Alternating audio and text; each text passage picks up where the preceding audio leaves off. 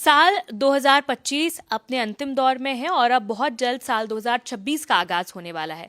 लेकिन साल 2025 में हरियाणा पुलिस ने अपने कुछ ऑपरेशंस से नई ऊंचाइयों तक अपनी कार्यशैली को पहुंचाया है और 2026 में हरियाणा पुलिस किस नए तेवर में अपनी कार्यशैली को अपराधियों के विरोध में लेकर आएगी, इस पर बातचीत करने के लिए हमारे साथ आज मौजूद हैं खुद हरियाणा के डीजीपी ओपी सिंह। उनसे बातचीत करते हैं। सर, सबसे पहले जब मैं 2026 की आपकी रणनीति के बारे में पूछूं, 2025 की अगर बात करें तो ये साल हरियाणा पुलिस के लिए काफ़ी अच्छा रहा, क्योंकि अपराधों के दर में काफ़ी गिरावट आई है और खासतौर से ऑपरेशन ट्रैक डाउन और ऑपरेशन हॉटस्पॉट डोमिनेशन जैसे जो ऑपरेशंस चले हैं, इसके बाद जो मैं अभी कुछ परसेंटेज देख रही थी जो आपने शेयर किए हैं आंकड़े, उसमें लगभग 5% से ज़्यादा जो है वो इन दो ऑपरेशंस के बाद ही अपराधों में गिरावट आई है। आप कैसे देखते हैं, कितना सक्सेसफुल इन ऑपरेशंस को मानते हैं साल 2025 के लिए?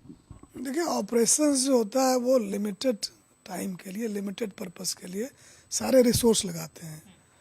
तो सालों साल से जैसे मुख्यमंत्री जी की मीटिंग होती है तो उसमें जो बिंदु की उनकी चिंता किस बात को लेकर है, तो वो जैसे कहते हैं कि भाई ये जो एक्सटॉर्शन वगैरह का कॉल वाला, इससे लोगों में बड़ा डर का माहौल होता है, तो इस पर नियंत्रण होना चाहिए।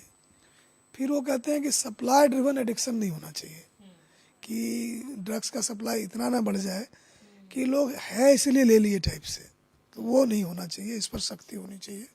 और तीसरा है कि जगह जगह क्राइम डेंस नहीं हो, कि यहाँ सट्टे वाले, यहाँ जुए वाले, यहाँ ड्रग्स वाले, अपने शहर इस तरह से ये ना लगे ये नो गो एरिया है। तो वो 3 बिंदु हैं। तो जो अपराध दर में कमी की बात आप कर रहे हैं, तो ये पूरे साल के मेहनत की वजह से थाने चौकी, STF, CIA सब लोगों ने मिल के किया इसको। तो अपराध 2 तरह के होते, प्रिवेंटिबल है, नॉन प्रिवेंटिबल है। तो मान लो सडन फाइट है, लड़ पड़े, उसमें कुछ हो गया तो उसको आप नहीं रोक सकते। लेकिन जो पता है कि ज़मीन का झगड़ा है, ये इस लड़ाई हो सकती है, या फिर ये क्रिमिनल है जो पैसों के लिए लोगों को तंग करता है, ये कर सकता है, ये प्रिवेंटिबल है। तो उस प्रिवेंटिबल के पीछे लगे रहे जो प्रिवेंटिबल क्राइम थे, और जो नॉन प्रिवेंटिबल थे उसमें फटाफट तफ्तीश करके मुलजिम को जेल भेजा।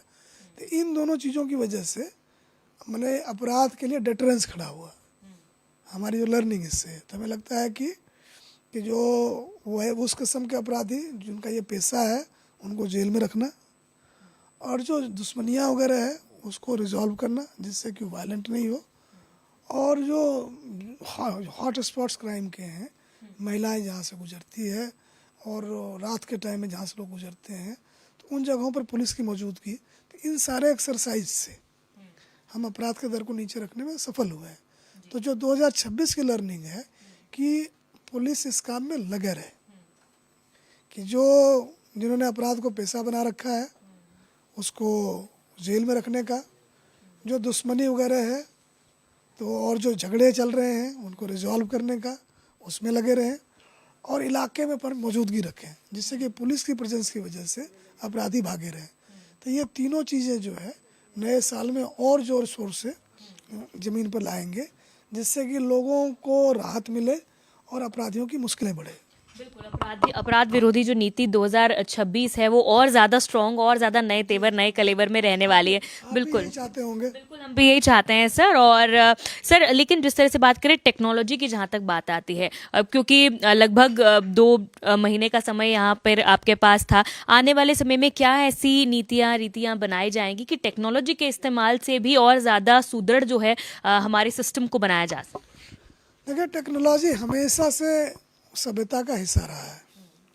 जो आग थी ये भी टेक्नोलॉजी ही है ना।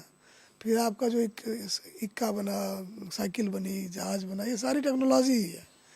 तो जो हम लोग काम वाम करते हैं उसमें भी तकनीक, आपका माइक भी टेक्नोलॉजी का ही हिस्सा है। अपराधी टेक्नोलॉजी का सबसे पहले इस्तेमाल करते हैं पुलिस को पीछे छोड़ने के लिए। अब पुलिस उसको कैचअप करती है। अब देखें, ई-कॉमर्स हो गया, ऑनलाइन बैंकिंग हो गई, तो जितने भी ये चोर उचक्के ठग थे वो सारे उधर पहुंच गए। लोगों को बाला फुसला डरा धमका के उनका पासवर्ड ले लें या उससे कोई उल्टे पुल्टे काम करवावे जिससे उनकी क्षति हो, तो ये बदमाश वहाँ भी पहुँच गए। तो उनको डील करने के लिए आपको टेक्नोलॉजी ही लेकर आनी पड़ेगी। मैंने ये लोहा जो है लोहे से ही कटेगा। तो अब आगे जैसे देखें कि CCTV और डिजिटल फॉरेंसिक्स, डीएनए फॉरेंसिक्स, इसका बड़ा महत्व होने वाला है। और हमारे पास आप देखें कि इस साल फॉरेंसिक साइंस में मैसिव कैपेसिटी बिल्डिंग हुई है, भर्तियाँ दुगनी तिगनी हो गई, बजट काफ़ी आया है। अब देखें कि डिजिटल फॉरेंसिक्स में 68 करोड़ की खरीदारी हम लोग करने जा रहे हैं। तो सीसीटीवी और जो फॉरेंसिक साइंस है, इस दोनों के प्रचुर इस्तेमाल से हम ब्लाइंड केसेस भी सॉल्व करने में सफल हुए हैं। तो आगे इस पर काफ़ी जोर रहेगा। फिर आप देखें एआई टूल्स हैं, एआई टूल्स वो हुआ कि जो काम आदमी कर सकता है अब मशीन कर सकता है। आदमी करने में जो 10 साल लगाएगा वो 2 मिनट में कर देगा। तो जो डेटा एनालिटिक्स में है ना, उसमें हम लोग एआई का और क्राइम जो प्रिडिक्शन में वो काफ़ी इस्तेमाल करने वाले हैं इसको। जी सर, 2025 में आपने बहुत कम समय में बहुत बोल्ड निर्णय लिए हैं, जिसमें से बात करें तो लंबे समय से बात की जा रही थी एक एंटी टेरर टास्क फोर्स बनाने को लेकर भी, आपके समय में वो भी अब बन चुकी है। उसका क्या रिस्पांस आ रहा है, किस तरह से उसमें जो हमारे आपने कहा था कि थानों की ड्यूटीज़ ही लगाई है अपने ज्यूरिसडिक्शन में, और एनसीआर इलाके में और कुछ इलाकों में इसे ज़्यादा वहाँ पे इम्पैक्टफुल भी बनाया था, और उसके बाद जो अगर वहाँ पे सक्सेस रहता है तो पूरे स्टेट में इसे लागू किया जाएगा। फिलहाल इसका क्या स्टेटस? देखिए, जो घटना हुई है जो फरीदाबाद वाली, तो उसमें कई बातें नहीं है। एक तो ब्लाइंड स्पॉट था कि डॉक्टर भी ऐसा करेगा, दिमाग में आता ही नहीं था। दूसरा कि ये सेल्फ रेडिकलाइज्ड है, कि इनका जो है ये मतलब लिंक विंक जो है आपस का ही है इनका। तो वैसे हालात में अब आप नहीं कह सकते हैं कि आप टारगेट नहीं है। तो हमने जो सिक्योरिटी एजेंट थाने के होते हैं, सीआईडी के लोग हैं, इनको काम पर लगा रखा है कि आप उन जगहों पर जाएं, है ना, उन इलाकों में जाएं, उन लोगों से मिलें जो इस तरह का खतरा पोज करते हैं, और वहाँ कुछ दिखे आपको तो ज़रूर बताएं, उसको एनालाइज करके हम एक्शन लेंगे।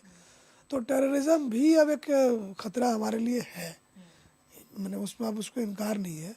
बट एक जो अच्छी बात है कि जो दिल्ली के एनसीआर के इलाके हैं, तो वहाँ की आबादी में इनके लिए कोई सिंपथी नहीं है।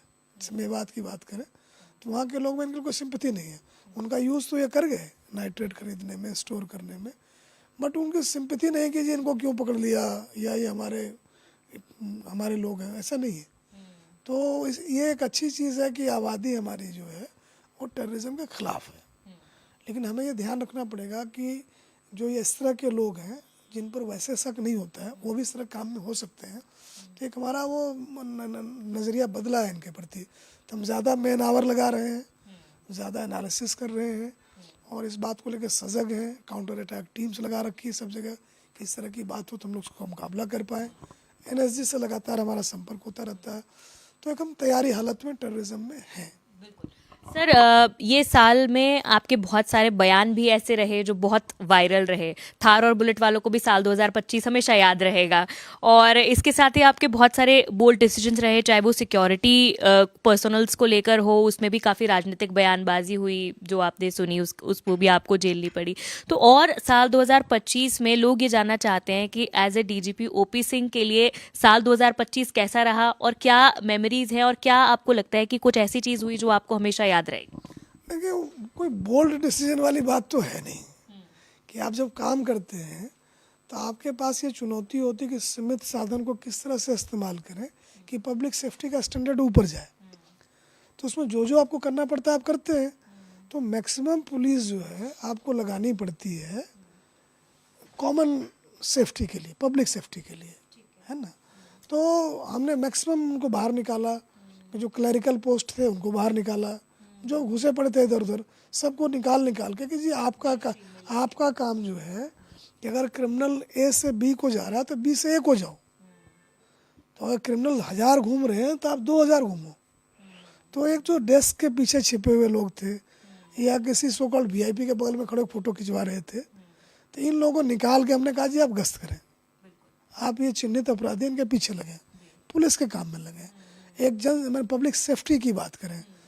तो हमको नहीं लगता हमने कोई बोल्ड डिसीजन लिया। जो बेसिक पुलिस का काम है वो हमने किया, और आपको खुशी होगी, आप भी इसको मानेंगे कि इसका असर दिखता है। और आप देखें कि मोटा मोटी जो क्राइम से डायरेक्टली इम्पैक्टेड लोग बहुत कम होते हैं। कि मान लिया कि 1000 मर्डर हो गया तो जो 5 उसके घर के लोग हैं, 5 और पड़ोसी के हैं, तो उनको भी जोड़ दें आप, तो 10,000 लोग ही डायरेक्टली इम्पेक्टेड हैं। लेकिन डरे हुए सारे रहते हैं। उसी तरह जो चोरी चकारी ठगी थोड़े लोगों के साथ ही होती है, 10 और को जोड़ दें उतने की, लेकिन उसकी खबर देखते कि सारे परेशान होते हैं कि हमारे साथ ऐसा वैसा ना हो जाए। तो जो क्राइम के होने की वजह से जो इनसिक्योरिटी लोगों में आती है, उसको कम करने के लिए लोगों को ये पता होना चाहिए कि हमारी पुलिस, जो मैक्सिमम पुलिस हमारे सिक्योरिटी में है, बदमाशों के पीछे लग रही है और ये कर रही है। लोगों को ये जानने की ज़रूरत है। तो उसी क्रम में हमारी जो पुलिस से बात होती थी, मैं चिट्ठियाँ लिखता था हिंदी में, सारे पढ़ें कि हम ये कर रहे हैं, आपको ये पता होना चाहिए। आजकल अपने एक्स अकाउंट में लिखता हूँ कि भाई इतने कॉल आए थे, इतना हमने चालान किया, इतने को हमने एक्सीडेंट को भेजा, तब ने पुलिस, तब लोग देखेंगे कि अरे 4,000 पुलिस बाहर घूम रही है, तो सेंस ऑफ सिक्योरिटी आएगी। तो हमारा जो शो एंड टेल मॉडल है कि आपने किया फिर दिखाया, तो लोगों को लगा जब पुलिस ये सब कर रही है तो अपराधियों पर दबाव पड़ रहा है, उनके लिए अपराध इतना आसान नहीं है। आप मीडिया से पहले भी ये बता देते हैं सुबह उठते ही सारी जनता को कि पिछले 24 घंटे में कोई ऐसी आपराधिक घटना नहीं हुई है और प्रदेश में शांतिपूर्ण माहौल रहा है। वहीं एक आखिरी सवाल मेरा यही है सर, डीजीपी ओपी सिंह का न्यू ईयर रेजोल्यूशन क्या है? मेरा न्यू ईयर रेजोल्यूशन है कि अगले साल मैं जो चाहूँ करूँ। बिल्कुल, मतलब व्यस्त इतना रहता है तो आप कई बार अपने मन की नहीं कर पाते, तो नए साल में आप चाहते हैं कि अपनी जो इच्छाएं हैं उन्हें पूरी कर पाएं, फैमिली को टाइम दे पाएं। नहीं, फैमिली को हम पूरा टाइम देते हैं, उनको हमसे कोई शिकायत नहीं है। हमको पुलिस का काम काफ़ी व्यस्त या बोझ वाला नहीं लगा। It's a way of life, ये प्रिविलेज है कि आप बैठे हैं, कुछ तो सोचेंगे। तो अगर आप ये सोच रहे हैं कि भाई ये अभी जेल से निकला है, ये किसी का नुकसान नहीं करे, तो इसके पीछे ये पुलिस लगाओ, है ना, या ये घटना हुई है, लोग परेशान हैं, जरा मिलो जाके, ये तो प्रिविलेज है, ये काम थोड़ी है। पुलिस की नौकरी नहीं है जी, आपको एक प्रिविलेज मिला हुआ है कि दूसरों की समस्याओं के समाधान का। तो इससे बड़ी बात क्या हो सकती है? जिसको इस काम में थकावट होती है, टेंशन होती है, ये होता है वो होता है, बोला जी साइकियाट्रिस्ट को दिखाओ, आपका दिमाग खराब है। कोई 3 किताबें आप लिख सकते हैं, लगभग 34 इयर्स का आपका एक बहुत सफल करियर रहा है, क्या और कोई नई किताब भी लिखने का प्लान है? देखिए, किताब लिखना हर किसी की जिम्मेवारी है कि आपने ज़िंदगी जो जी है, कोई आदमी बड़ा छोटा नहीं होता है, हम बना लेते हैं अपने को ऐसा कि आपने एक ज़िंदगी जी है, तो आपका जेनेटिक्स यूनिक है, आपकी अपब्रिंगिंग यूनिक है, आपने दुनिया देखा अपने तरीके से, तो आपकी ये जिम्मेवारी है कि आपका जो कुछ अनुभव है उसको लिखें और उसको जो है एक किताब का रूप दे दें। कोई उसको पढ़े ना पढ़े, आपकी ये इंटरजनरेशनल रिस्पॉन्सिबिलिटी है। आपके पहले किसी ने किताब लिखी, आपने पढ़ा, तो आपको फिर व्हील री इन्वेंट नहीं करना पड़ा। जो जानी हुई चीज़ें थी आप जान गए किताब पढ़ के, आपको करके नहीं सीखना पड़ा। तो आपका भी अगली पीढ़ी के प्रति दायित्व बनता है कि जो कुछ, जैसे कि आप एंकर हैं तो कैसे एंकर बनी, क्या क्या चैलेंजेस, क्या क्या स्ट्रगल है, तो बीइंग डीजीपी आपने अनुभवों को लिख रहे हैं आप? तो कैसे करेंगे। पहले मैं आपकी बात पूरी कर लूँ। तो अगर इस तरह की किताब आप लिखेंगे तो जितने भी बाद में एंकर बनने वाले हैं, आपकी गलतियों से सीखना चाहें तो उसके लिए अवेलेबल है। तो ये आपकी जिम्मेवारी है। आपके जो पिछली वाली पीढ़ी ने आपके लिए किया, आप आगे के लिए करो। हमारा किताब एक बीच में है, अभी क्राउड होस्टिंग का है। कैसे जेनजी की प्रॉब्लम है, तो बड़ा लोग शोर मचाते हैं कि भाई कहीं लड़के, कैसे इसको हम सरकार होने के बीच का संवाद ठीक हो। तो हमने जैसे कि SHO का व्यवहार ठीक हो, इसके लिए एक तरीका निकाला था कि हर SHO 50 ऐसे आदमी से संपर्क रखे जिसका आगे 20 पर प्रभाव है, 1000 आदमी से। अब SHO ऐसा कर रहा है, हमें क्या पता चलेगा, कैसे पता चलेगा? चिट्ठी लिख देगा, उससे क्या कर लेंगे? तो हमने कहा साल में एक बार हम मैराथन कराएंगे, आप 1000 आदमी लेके आएंगे। और कब करेंगे, दैट विल बी सरप्राइज, आपको 8 दिन के नोटिस में बताएंगे।